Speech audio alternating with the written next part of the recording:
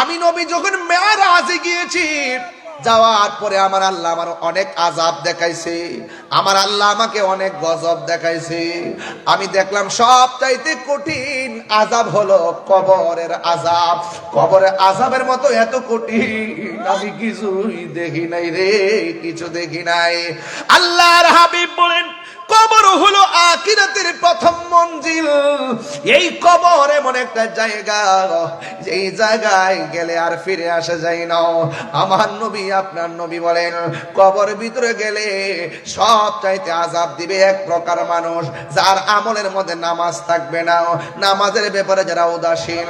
ও শম্ভুপুর পাক্কার মাতার বাবা, নামাজ 5 ওয়াক্ত পড়া লাগবে, নামাজ পড়তে হবে।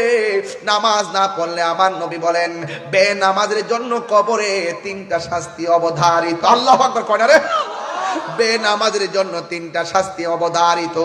আল্লাহর হাবিবকে প্রশ্ন করা হয়, ইয়া রাসূলুল্লাহ, নবী গো, ও মায়ার নবীজি, কবরের ভিতরে 3টা আযাব কি কি আযাব হবে?